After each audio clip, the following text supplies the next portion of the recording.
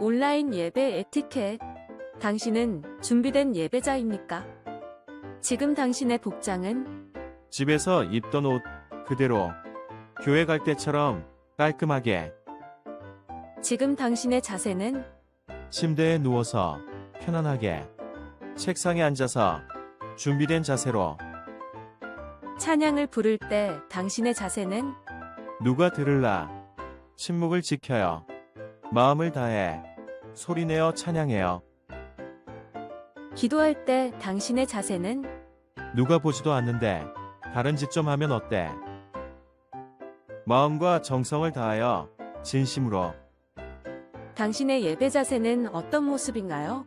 준비된 몸과 마음으로 하나님께 영광 돌리는 거룩한 예배 시간 되시기 바랍니다.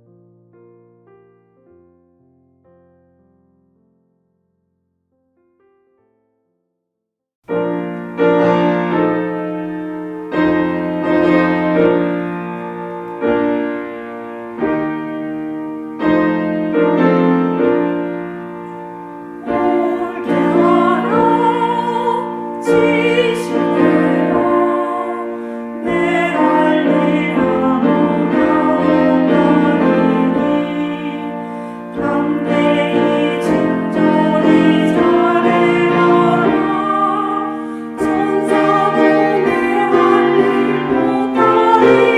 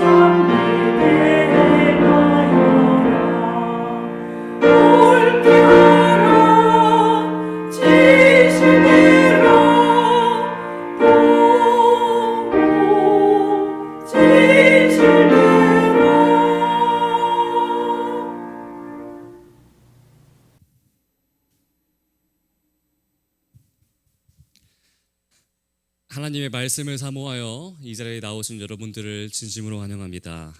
오늘 우리가 드리는 예배를 통해 하나님께서 우리에게 주시고자 하시는 그 은혜를 깊이 받으시고 또 묵상하는 우리가 되길 간절히 바랍니다. 오늘은 아버지께서 갚으시리라 라는 제목을 통해 함께 하나님의 말씀을 나눠보고자 합니다. 하나님의 말씀 마태복음 6장 1절에서 4절입니다. 사람에게 보이려고 그들 앞에서 너희 의를 행하지 않도록 주의하라. 그리하지 아니하면 하늘에 계신 너희 아버지께 상을 받지 못하느니라. 그러므로 구제할 때에 외식하는 자가 사람에게서 영광을 받으려고 회당과 거리에서 하는 것 같이 너희 앞에 나팔을 불지 말라. 진실로 너희에게 이르노니 그들은 자기 상을 이미 받았느니라. 너는 구제할 때에 오른손이 하는 것을 왼손이 모르게 하여 내 구제함을 은밀하게 하라. 은밀한 중에 보시는 너의 아버지께서 갚으시리라. 우린 계속해서 마태복음을 함께 공부하고 있습니다.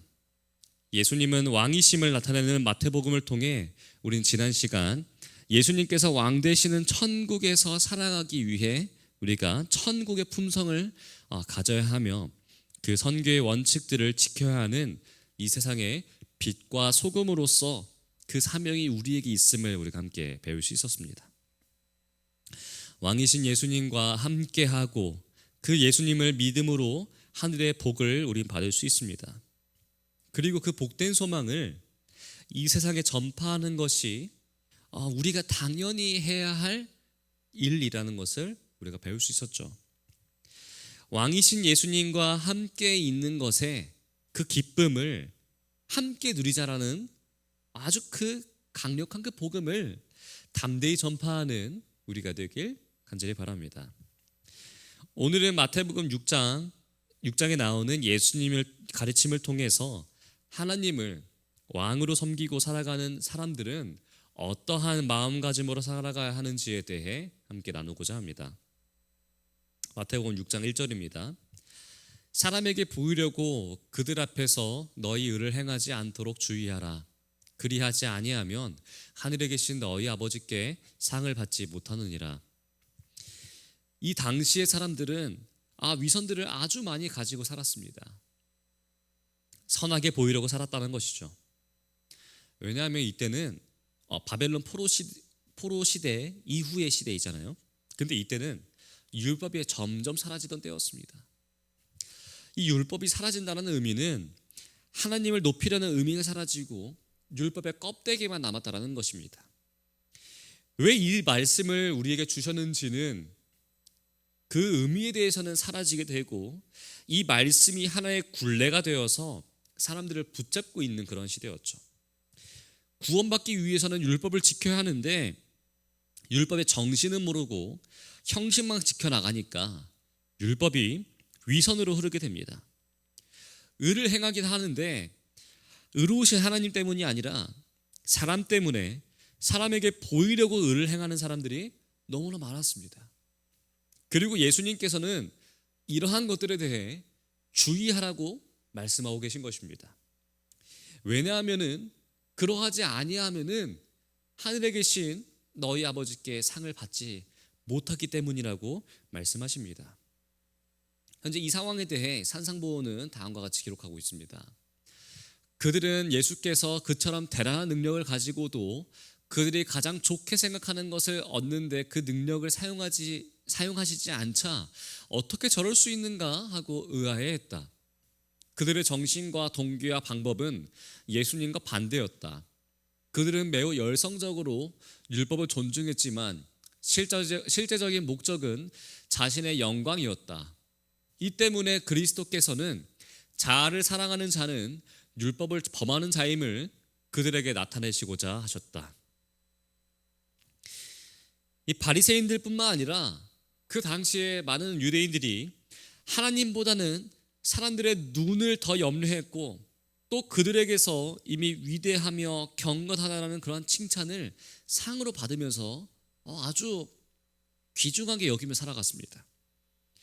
그래서 그 사람의 행위 전체를 바라보고 계시는 하나님을 의식하지는 않고 사람들의 칭찬에 눈이 멀어서 하나님께는 더 이상 받을 상이 없게 되는 그러한 아주 나쁜 상황이었습니다. 왕 중에 왕이신 하나님의 백성이냐? 그렇다면은 그것만으로도, 그분의 인정과 사랑을 받는 것만으로도 우리의 삶은 벅차오른다. 사람에게 얼마 안 되는 칭찬으로 욕심을 채우려고 하지 말고 하나님을 바라보고 살아가라라고 예수님께서 말씀하고 계신다라는 것이죠. 우리가 만약에 한 회사에 취직을 하려고 시험을 보는데 그 회사의 사장님을 우리가 알게 된다면 어떠한 기분이 들까요? 그 회사에 이제 면접을 보려고 할 때 어깨에 힘이 들어가겠습니까? 들어가지 않겠습니까? 우리가 문지기만 알아도 아주 힘이 들어갑니다. 그런데 그 사장님을 안다면은 우리가 얼마나 큰 힘이 들어가게 될까요? 하나님 나라에서 저 누구 압니다. 저 이 사람이랑 친해요. 저 누구 압니다. 다 필요 없습니다. 하나님을 아는 것이 제일 중요합니다. 우리가 교회를 다니면서 교회에 내 편이 얼마나 있다, 누가 나랑 진짜 친하다, 이런 거 다 필요가 없다는 것입니다. 하나님이 내 편이시고 하나님이 내 아버지이시면은 그게 제일 뿌듯하라는 것이죠. 하나님을 바라보고 나오는 사람들이 제일 기쁘고 뿌듯하고 그 마음속에 만족이 있게 되는 것입니다. 예수님께서 말씀하십니다. 하늘에 계신 너희의 아버지가 누구시냐? 상 주시는 분이시다. 그분의 상을 기대하고 나오라는 것이에요. 그분에게서 나오는 상이 얼마나 귀중한지 너희가 아느냐? 다른 사람들의 시선을 의식하느라 하나님께서 준비하시는 그 상을 놓치지 말라고 예수님께서는 주의하고 계신 것이죠. 그러면서 2절부터는 구제에 대해, 5절부터는 기도에 대해, 16절부터는 금식에 대해 예수님께서 말씀하십니다. 이 구제와 기도와 금식은 당시 유대인들이 지켜오던 세 가지의 종교적 의무였습니다. 이것은 반드시 그들이 해야 하는 것이었습니다. 해도 좋고 안 해도 좋은 것이 아니라 반드시 해야 하는 것. 왜냐하면은 이 구제와 기도와 금식이 무엇을 말해주냐면은 우리가 의존적인 존재라는 것을 알려주고 있는 것입니다. 구제라는 것은 돕는 것이 아닙니까? 왜냐하면은 그걸 왜 합니까? 왜냐하면은 혼자 살 수 없기 때문에 돕는 것입니다. 금식과 기도 왜 합니까? 우리가 나 혼자 살 수 없기 때문에 금식하면서 간구도 기도도 하는 것입니다. 구제와 기도는 우리가 의존적인 존재임을, 나 혼자 살 수 없는 존재임을 보여주는 아주 중요한 표식이었다는 것이죠. 그래서 신앙인은 나 혼자 살 수 없다고 고백하는 사람이어야 합니다. 하나님과 함께 살아야 하고 우리가 함께 살아가야 합니다. 그런데 왜 구제가 중요한가? 2절입니다. 그러므로 구제할 때에 외식하는 자가 사람에게서 영광을 받으려고 회당과 거리에서 하는 것 같이 너희 앞에 나팔을 불지 말라. 진실로 너희에게 이르노니 그들은 자기 상을 이미 받았느니라. 예수님께서는 그러므로 구제할 때에 라고 말씀을 시작하십니다. 여기에서 예수님께서 말씀하신 구제할 때에의 어구는 구제한다면 이라는 그러한 조건문으로 말씀하시지 않으시고 단순히 그냥 직설적으로 말씀하십니다. 구제한다면 이라는 그러한 조건문으로 말씀하셨다면은 그 구제를 하지 않아도 된다라는 그런 암시가 들어가 있을 수도 있다고 볼 수 있지만 그렇지 않았습니다. 이는 예수님께서 구제하는 것을 할 수도 있고 안 할 수도 있다라는 것이 아니라 누구든지 당연히 해야 하는 것을 그러한 의미로 말씀하고 계신다라는 사실이죠. 그런데 이때에 외식하는 자가 사람에게서 영광을 받으려고 회당과 거리에서 하는 것 같이 너희도 너희 앞에서 나팔을 불지 말라고 말씀하십니다. 구제는 누구나 하는데 사람에게 영광을 받으려고 하지 말라는 것이죠. 우리가 영광을 받으려고 하는 것이 잘못된 것입니까? 사실 우리가 영광을 받으려고 하는 것은 아주 자연스러운 것입니다. 사람에게는 욕구가 있습니다. 1차적, 2차적, 3차적 욕구가 있는데 가장 낮은 1차적인 욕구는 무엇입니까? 의식주, 먹고 싶고 자고 싶고 화장실 가고 싶고 생리적인 욕구입니다. 그리고 이게 채워지면은 그보다 높은 차원의 욕구, 2차적인 욕구입니다. 소유욕입니다. 남들만큼 갖고 싶고 더 갖고 싶은 것, 그리고 이것을 더 넘어서는 더 고차원적인 욕구는 바로 명예욕입니다. 영광을 받고자 하는 것이죠. 영광을 받고자 하는 것은 우리가 하나님의 형상으로 창조되었기 때문에 아주 자연스러운 것입니다. 이것은 누구를 탓할 것이 아니라는 것이죠. 근데 중요한 것은 무엇이냐? 영광을 받고자 하는 것은 정말 좋은 것이고 중립적인 것인데 이 명예욕을 누구에게 받으려고 한다라는 것이 아주 중요하다는 것이죠. 나보다 못한 사람들에게 명예를 얻으려고 하는 것은 건강한 명예욕이 아닙니다. 우리가 얻어야 하는 명예는 우리보다 더 높은 차원, 하나님께 인정받는 것입니다. 이것이 건강한 명예욕입니다.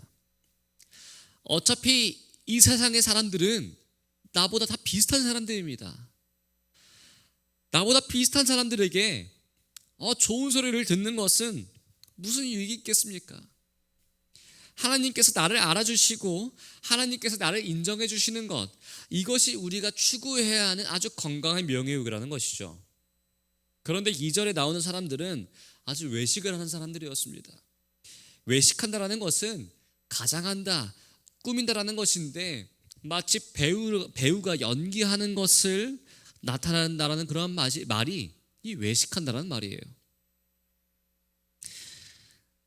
우리 사랑하는 성도 여러분, 이런 외식하는 사람, 겉으로 꾸며서 연기하는 사람, 우리가 알아볼 수 있습니까? 연기를 되게 잘하는 배우들이 있습니다. 어떤 사람은 정말 형사 같고 정말 의사 같고 정말 범죄자 같이 연기를 합니다. 그런데 제가 가끔 볼 때에 이상한 느낌이 들고 실제 같지 않다라는 느낌이 들 때가 종종 있습니다. 어떠한 역할일까요? 바로 전도사나 목사 역할입니다. 다른 건 몰라도 목회자 역할을 하는 사람들은 보면은 조금 찝어낼 수가 있습니다. 전도사님들 목사님도 저렇게 안 하는데 저분은 흉내를 내고 있구나, 연기를 하고 있구나. 제가 왜 알 수 있을까요? 이게 제가 하는 일이기 때문에. 아마 의사 역할을 아무리 잘한다 하더라도 의사들이 보면은 딱 집어낼 것입니다. 또 법관 역할을 아무리 잘한다 하더라도 법관들이 보면은 딱 집어냅니다. 이게 무슨 이야기냐면은 구제하는 것의 최고의 전문가가 누구이십니까? 바로 하나님이십니다. 하나님이 우리에게 복을 주시고 하나님이 우리를 먹여주시고 우리를 살게 하십니다. 은혜를 베푸시는 최고의 전문가는 하나님이신데 하나님 앞에서 흉내내지 말라고 지금 예수님께서 말씀하고 계신 것이에요. 사람들에게 잘 보이려고 외식하고 흉내내고 배우처럼 잘 보이려고 하지 말라고 하신 것입니다. 하나님이 보시면 다 아신다라는 것이에요. 그러니까 흉내내지 말고 진짜로 하라는 것이에요. 연기하지 말고 정말로 해라. 그러면은 사람에게 영광을 받는 것이 아니라 누구에게 영광을 받는 것이다? 하나님께 영광을 받는 것이다 라고 예수님께서는 강조하고 계신 것입니다. 2절입니다. 진실로 너희에게 이르노니 그들은 자기 상을 이미 받았느니라. 연기하면 하나님께 받을 상이 없습니다. 중요한 것은 이 땅에서 우리가 하는 모든 것들이 마찬가지입니다. 구제도 그렇지만 교회 봉사도 마찬가지입니다. 찬양대에서 하는 그 찬양도 사람들에게 보이려고 한다면은 하나님께 받을 상이 절대 없습니다. 교사도 마찬가지고 식당도 안내도 모든 것이 마찬가지입니다.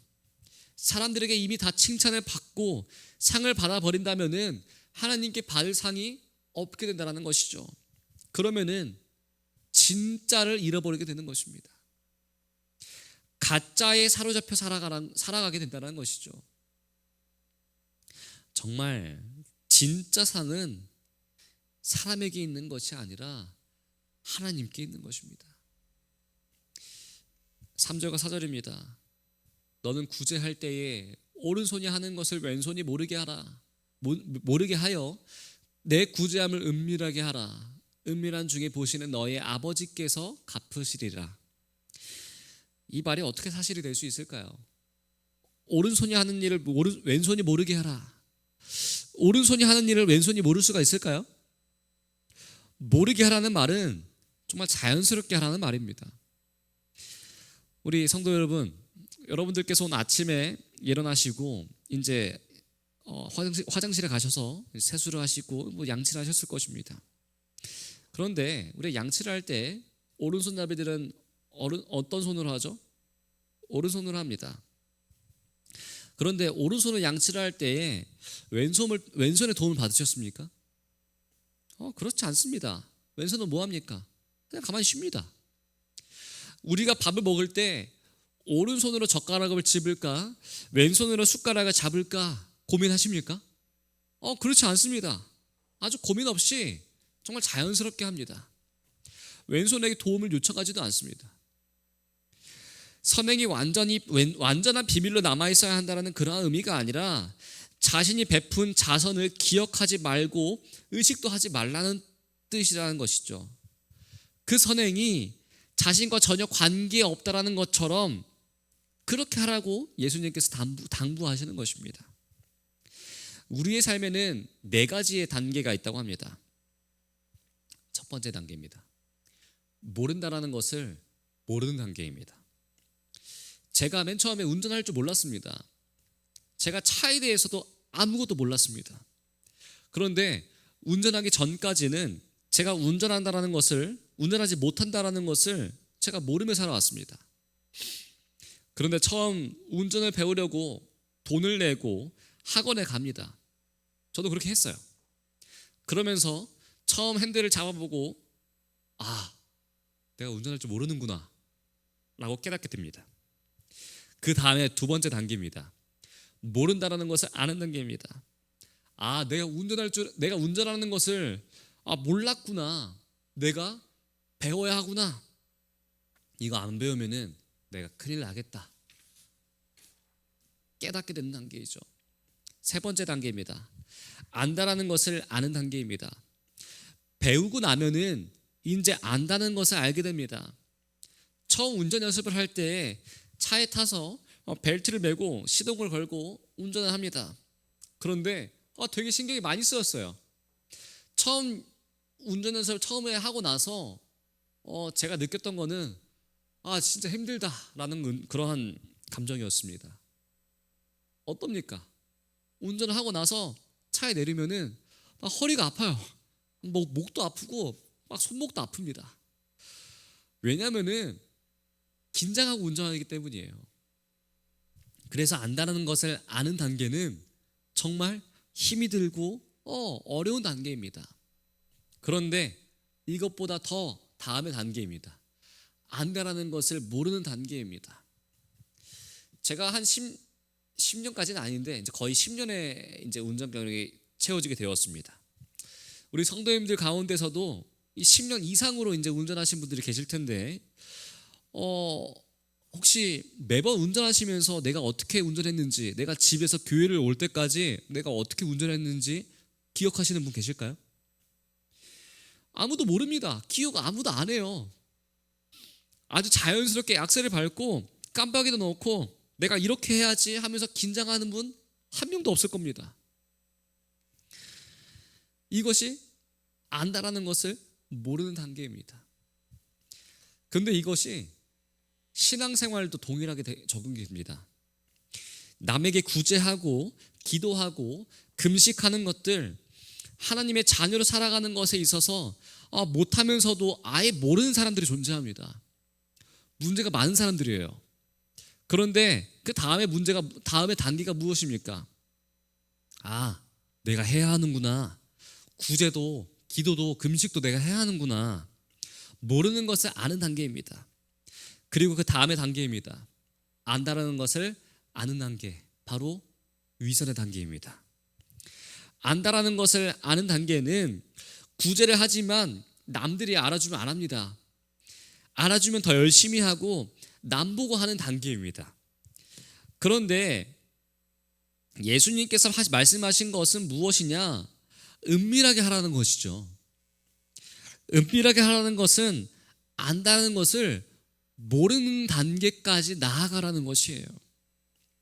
내가 구제를 하고 기도를 하고 금식을 하되 나 스스로가 그것을 하는 것조차 인지하지 못할 그러한 단계까지 넘어가라는 것이에요.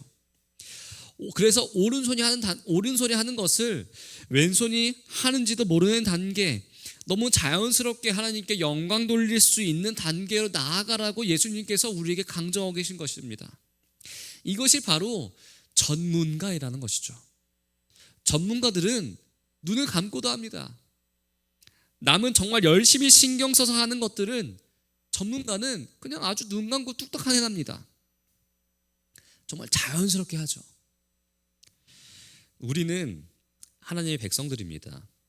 그렇다면은 하나님이 하시는 일에도 우리도 무엇이 되어야 될까요? 전문가가 되어야 합니다.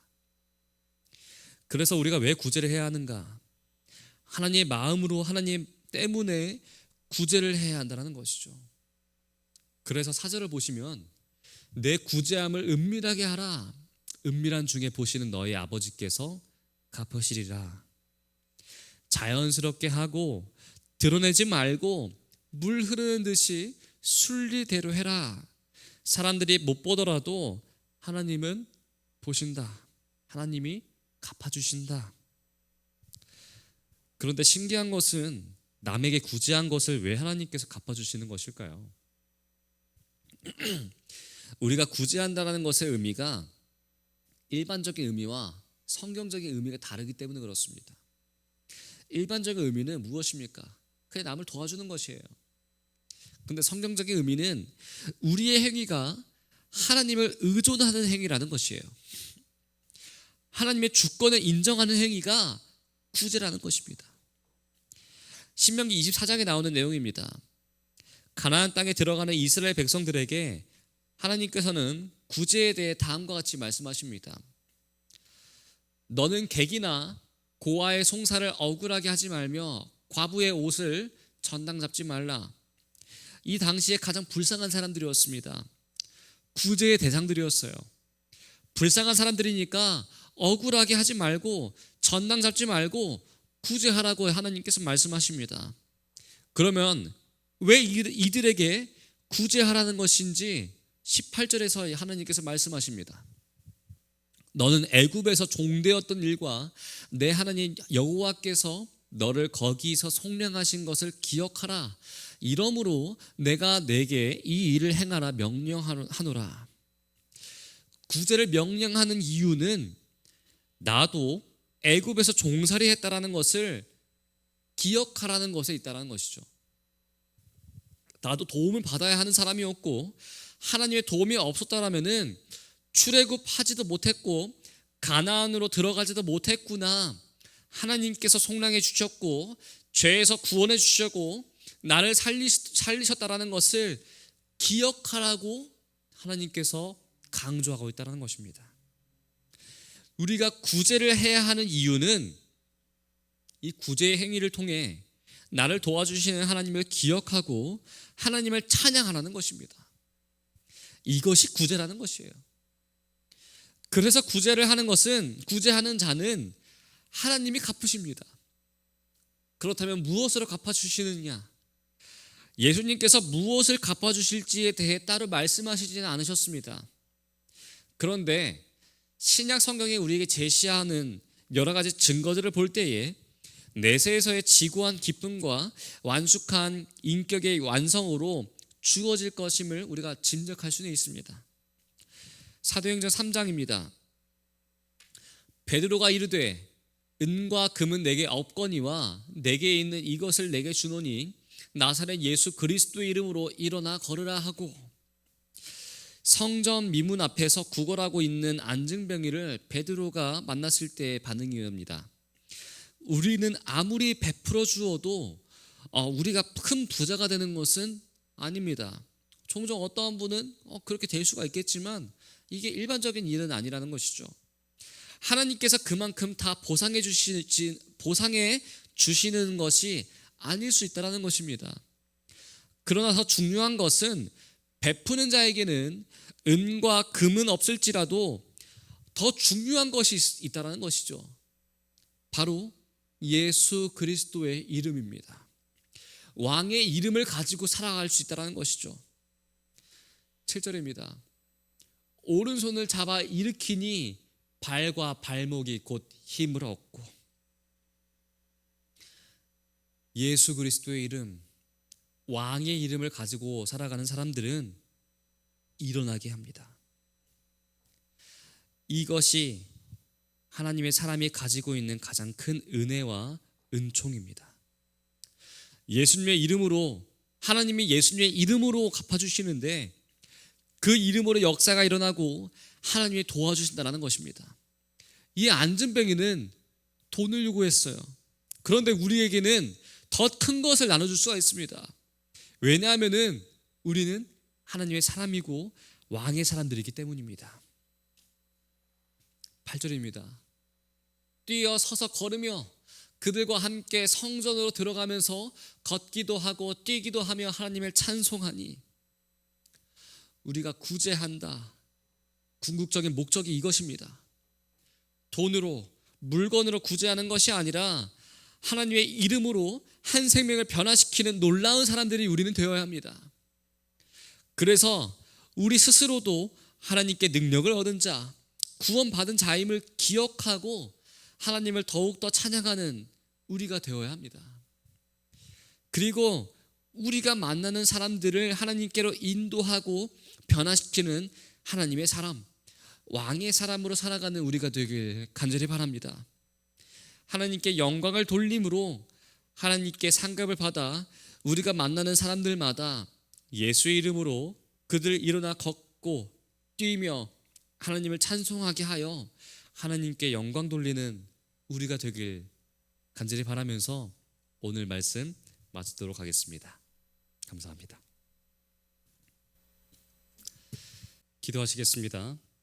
하늘에 계신 아버지, 죄로 인해 죽을 수밖에 없는 우리를 사랑으로 보듬어 주시고 인도하여 주시며 너무나 감사합니다. 우리가 하나님께 받은 그 사랑을 다른 이들에게 전하는 하늘의 통로가 될 수 있도록 인도하여 주시옵소서. 내가 가지고 있는 것들을 다른 이들에게 전할 수 있는 넉넉한 마음과 믿음을 허락하여 주시고, 다른 사람들을 의식하는 것이 아닌 진심으로 섬기며 살아가는 겸손한 마음이 우리에게 있도록 인도하여 주시옵소서. 그리하여 하나님의 백성으로 살아가는 의미를 기억하며 우리에게 주어진 사명을 마땅히 완수해 나가는 우리가 되길 인도하여 주시옵소서. 이런 믿음이 주님 다시 오시는 그날까지 끊임없이 이어지며 하나님의 백성으로 하나님을 영접하는 우리가 되게 하여 주시옵소서. 사랑이 많으신 예수 그리스도의 이름으로 간절히 기도합니다. 아멘.